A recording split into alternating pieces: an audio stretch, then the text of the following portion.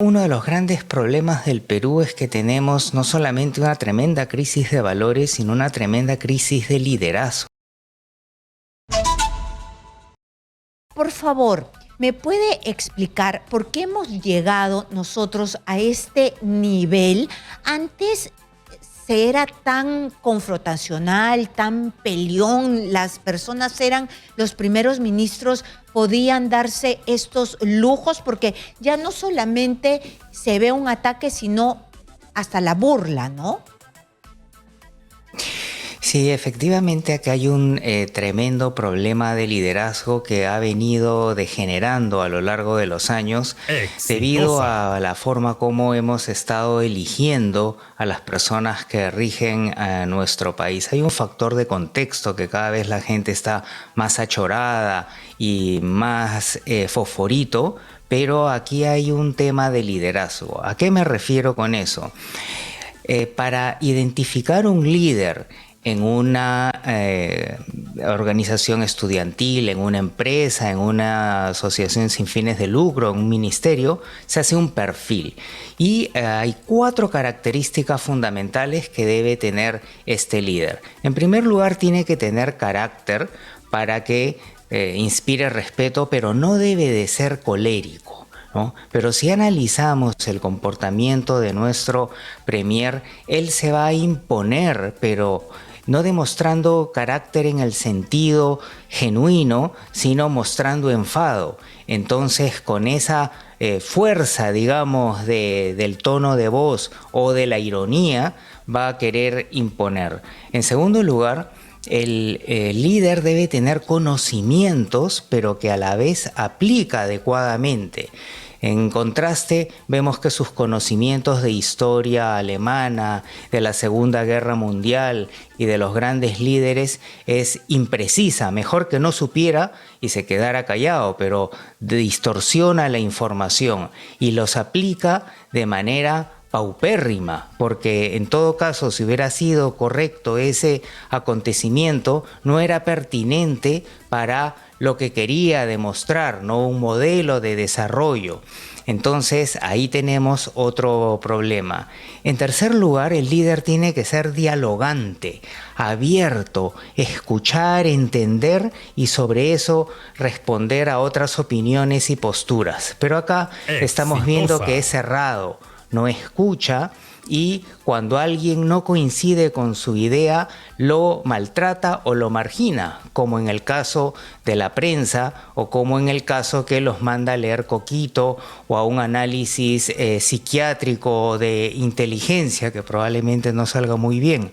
Entonces ahí tenemos a alguien cerrado, de núcleo duro, y una palabra clave aquí es autoritario, ¿no? El autoritario, en resumidas cuentas, es que manda a la bruta, ¿no? No es que convence, inspira, explica y pone disciplina, sino a lo bestia, con insultos, con ironías, con gritos, con imposiciones. Y finalmente, un buen líder tiene que ser emocionalmente controlado, tiene que ser apasionado por su trabajo, pero no puede perder los papeles. Mientras que acá tenemos un descontrol emocional y eso que es lo que lleva a que no piense con claridad, sino que se piense con el hígado y esté procesando más cómo fastidiar al otro que resolver el problema. Entonces ahí se carece de estrategia y tenemos una sopa bruta, por usar términos del sur, que no termina alimentando bien a nuestro país. Pero entonces no logro entender, si él es uno de los líderes máximos de nuestra nación, termina siendo bruto y achorado, como dicen de la derecha, más radical. Entonces, ¿por qué está colocado allí? No tiene el perfil de un primer ministro. El primer ministro es un líder y el líder está para encauzar. Y según usted me lo ha descrito, ninguno de estas condiciones las tiene Aníbal Torres. Efectivamente, El problema, uno de los grandes problemas del Perú es que tenemos no solamente una tremenda crisis de valores, sino una tremenda crisis de liderazgo. Y sistemáticamente elegimos no a lo mejor que tenemos, que sí lo tenemos, sino a lo peor. Y esto no solamente es en las elecciones y luego de las elecciones los ministros y los primeros ministros en este periodo hemos superado a los 100 años de soledad de García Márquez en el surrealismo de elegir líderes, pero también en asociaciones vecinales, en vez de elegir a la persona más calmada y estratégica, al más expeditivo, al más achoradito, es el que tenemos que elegir. Y eso a su vez nos refleja la crisis de educación. Y no me refiero a sumar, restar, sino a la crisis de elegir bien a las personas, escuchar, dejar de lado nuestra reacción chichoachorada, que la necesitamos para que no nos cuadren y para poder cruzar un semáforo, y empezar a regular nuestro chichoachoramiento para poder pensar mejor y así elegir mejores líderes y tener un futuro menos negro. Entonces nosotros somos un país combi, como la cultura combi, ¿no? Es decir, todos gritan, hay desorden y así nos hemos acostumbrado, y dentro de todo eso nos hace no saber elegir bien, y esto ya es algo estructural que debemos cambiar desde el colegio, desde la casa, y que nos va a tomar mucho tiempo. Exactamente. A veces yo siento que llego demasiado tarde a la enseñanza en la universidad y reflexiono si debería de convertirme en profesor de nido. Dios mío, tanto así, Dios mío santo. Pero ya, entiendo cuál es su punto. Pero entonces, si tenemos un líder así, ¿por qué no hay al menos estándares? ¿O eso sería muy limitativo para el presidente de la República si ustedes, los psicólogos sociales, saben cómo tienen que ser los líderes, saben que esta clase de personas nos van a sacar adelante? ¿No podrían haber mecanismos, caminos, puntos a seguir para que los presidentes, dentro de su autonomía, pongan a personas más o menos que tengan este perfil y no a personas que nos lleven pues al barranco? Efectivamente, pero aquí yo añadiría un tema más psicoantropológico, ¿no? Estamos viendo un sistema de gestión y de liderazgo que existe ampliamente en provincias, en algunas provincias, porque otras tienen un liderazgo ejemplar. Y es un tema cultural. Entonces, ¿yo en quién confío y a quién me debo? A mis paisanos. Entonces, si hay alguien que es de mi tierra, es bueno por definición. Y no voy a analizar su hoja de vida, no voy a analizar su competencia, ni siquiera tengo idea de cuál es el perfil. Y ni siquiera sé qué cosa es un psicólogo social y que se le puede confiar a él. Entonces, ¿qué es lo que sistemáticamente hago? Me lleno de paisanos. Así, un alto funcionario del Ministerio de Salud es la ex jefa de la posta médica en Chota, y así tenemos una larga lista de chotanos en este contexto. Entonces es bien macondesco, ¿no? Es bien surrealista, porque acá lo que necesitamos es un enfoque de gestión moderna, pero tenemos un enfoque que funciona bien en pequeñas comunidades, porque ahí la gente se conoce y la extensión de las decisiones está filtrada por ese pequeño tamaño de un distrito. Pero el choque de ese sistema de gestión, ese modelo de pensamiento y esa cultura que funciona perfectamente en un contexto extrapolada al sistema nacional es, como estamos viendo, catastrófico. Muy bien, entonces aquí lo hemos visto perfectamente en este gobierno porque se ha llenado de chotanos. Es un problema estructural. ¿Cómo hacemos para cambiarlo? Va a ser un poco complicado porque el presidente de la República no lo entiende. Él está poniendo a estas personas, pero nosotros habíamos escogido al premier porque ayer ha tenido una serie de exabruptos que nos parecía que se podían analizar. Entonces, hay otra cosa que me llama la atención de él, que tenga una cierta fijación con la prensa, que ahora se ha extrapolado también con el Congreso de la República. El Congreso de la República no se le da la gana de que entremos a donde se debe hablar, conversar. Pero fijémonos en el premier, ¿no? ¿Por qué tiene esta fijación contra la prensa? ¿Por qué no le gusta? Sí, recordemos que antes de que sea premier y autoridad, cuando estaba en el periodo postelectoral, el señor Aníbal Torres era un gran amigo de la prensa, era uno de los pocos que declaraba desde Perú Libre y se llevaba muy bien con ella. Pero, ¿qué es lo que ocurre con una persona que practica el autoritarismo, que más bien lo tiene grabado en su núcleo duro? Cada vez que haya una persona, entidad, institución que vaya en contra de lo que él quiere, va a convertirse en un enemigo. Y en general, la prensa sistemáticamente es enemigo de todos los gobiernos autoritarios, los que quieren cambiar la Constitución y los que quieren perpetuarse. ¿Por qué?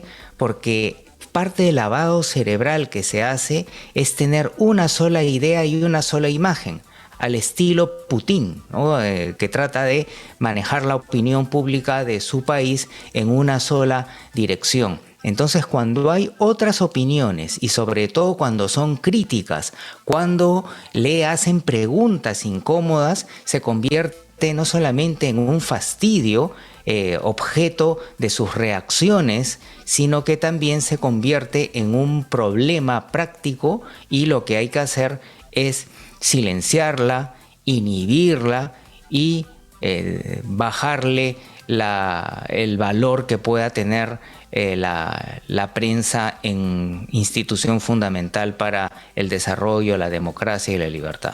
Y pasa exactamente lo mismo en el Congreso de la República, que ahora simplemente se les ha ocurrido que no debemos ocupar el lugar que siempre hemos ocupado.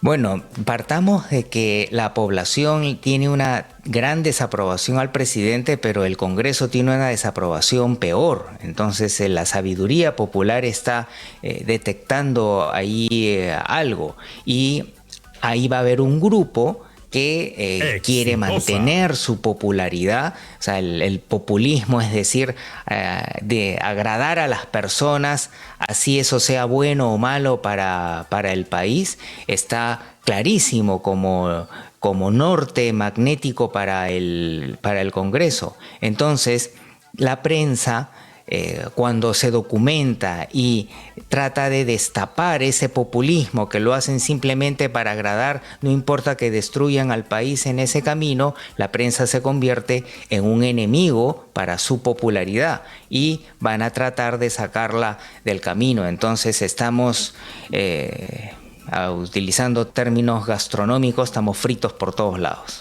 Señor Yamamoto, yo le estaba preguntando sobre este incidente que había pasado el día de ayer también en el Pleno del Parlamento cuando se dieron las interpelaciones. La señora Chirinos le ha dicho a la ministra de Trabajo, a Betsy Chávez, ancha, robusta e ineficiente. Se metió con su físico. ¿Esto qué denota? Bueno, hace un momento usted muy claramente había resumido el problema como que estamos en una cultura de combi. Entonces, ¿qué es lo que sucede? Comienza un debate y cuando se acaban las razones, cuando se acaban los argumentos, ahí viene ya el insulto, el adjetivo, lo personal. Y ahí se apelan a características físicas, a evaluaciones, en vez de aferrarnos a los hechos, al problema que hay que analizar, ya calificamos a la persona tal cual pelea de combi o de bus. Entonces es otro indicador del nivel en el cual estamos en el Congreso, en vez de ser un espacio de reflexión, de contar con lo más sofisticado, práctico y analítico de nuestro país, tenemos pues lo que estamos viendo. Tenemos lo que tenemos, lamentablemente, y además, por más que se le pida disculpas, ya la ofensa está dada porque ha sido de alguna manera expuesta frente a todo el país y lo ha hecho a sabiendas. Era un pleno, estaba siendo transmitido a nivel nacional. Y precisamente fue con Betsy Chávez, y yo le quería traer a colación esto, porque Betsy Chávez es ministra de Trabajo y también es congresista. Y ella hace poco tuvo una entrevista muy tensa. Y nuevamente vengo sobre el trato que recibimos los periodistas sobre este gobierno, ¿no? Este gobierno nos maltrata, el ejecutivo, y también nos maltrata el legislativo. Y quiero entender por qué nos maltrata Betsy Chávez, ¿no? Betsy Chávez estuvo en una entrevista y le preguntaban sobre su tesis. Y se puso de una manera pero tan terca, que yo no lograba entender. Y a ver si usted me ayuda. Porque ella le decía al periodista, ¿has leído la tesis? No, sí, pero parecía un militar. Y el periodista no terminaba de decirle, pero espérate, no seas absurda, no tengo que volver a leer la tesis. Ya se hicieron los exámenes con el sistema antiplagio y hay profesores, investigadores que ya hicieron este trabajo. Ya lo hicieron. Es ilógico que yo lo vuelva a hacer. Ya hay especialistas, ya hay un resultado, ¿no? Porque los periodistas no somos los sabelotodos, ¿no? Entonces se ponen en este plan de llevarnos a lo absurdo. Esto también pasa por lo que usted dice, de que se emplea cualquier cosa con tal de salir del paso, fastidiar, chancar y querer imponer a la mala. Sí, y peor aún, una característica que se utiliza para detectar cuando alguien tiene o no argumentos para defenderse frente a una acusación es que en vez de analizar la crítica y dar una respuesta, se va por lo general. Por ejemplo, si alguien tiene una crítica acerca de su tesis, él va a responder en función de la tesis, ¿no? Tal capítulo se me fue una cita, acepto, pero tal otro capítulo sí tiene tal y cual cambio y proviene de este texto y de este otro. Entonces se está enfrentando el problema. Pero si yo no tengo esa capacidad y tengo rabo de paja y sé que me he copiado o que he pagado por la tesis y ni siquiera me di el trabajo de revisarla, entonces me quedan dos caminos: decir sí me copié o lo compré, cosa que es complicado en términos de la defensa del sí mismo para no quedar en un roche espectacular. Y el otro camino es mentir a lo bestia, salirme del tema, responder generalidades y entrar ya al insulto y a la confrontación. Entonces, si tenemos en cuenta la cantidad de respuestas del primer tipo, razonables, yendo al punto, dialogando, que escuchamos ante las críticas en la actualidad, contra las generalidades, la necedad, la falta de respeto y el insulto, también tenemos la descripción de un escenario sumamente complicado. Pero además, lo que quisiera resaltar es que le estamos dando un pésimo ejemplo a los niños y a los jóvenes. El problema está en que un joven, y peor aún un niño, se puede dar cuenta más o menos de que eso está mal, pero como es tan frecuente, sin darse cuenta lo interioriza. Y el día que tenga una dificultad, que no pudo prender su cámara en la clase, que entregó tarde un trabajo, automáticamente le va a salir lo que ha estado escuchando. Entonces, ahí están siendo padres y madres de la patria, porque son modelos, pero en verdad son antimodelos. Y esa es una cosa terrible que no estamos calculando bien y que está no solamente perpetuando este problema, sino multiplicándolo en la próxima generación. Muy bien, justamente yo le iba a pedir la reflexión final. Me la ha dado sin que yo se la pida. Hay que saber lo que uno hace desde los congresistas, los gobernantes y uno en su casa también cómo reacciona, porque los niños están atentos y no podemos reaccionar de manera así agresiva, sino responder cuando hay una crítica, y más cuando tú tienes un cargo público y estás siendo ponchado por los medios de comunicación y tienes pues una responsabilidad. Y la responsabilidad, para cerrar esto, de los funcionarios es ser transparente, es rendir cuentas.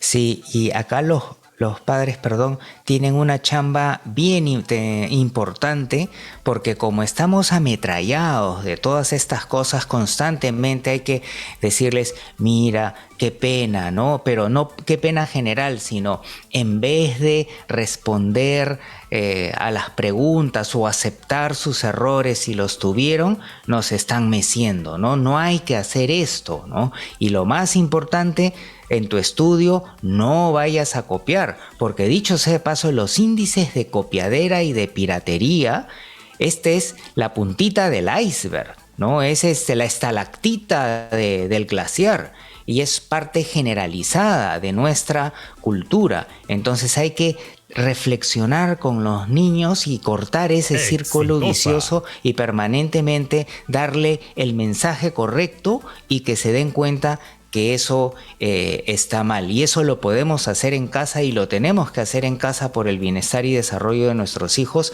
y por un futuro no tan negro y multiplicado en lo malo. Muy bien, lo vamos a hacer en casa. Muchísimas gracias a Jorge Yamamoto por esta interesante conversación, psicólogo social de la PUC. Muchas gracias. Miren ustedes, padres de la patria, funcionarios, todo lo que están haciendo, y los niños están mirando.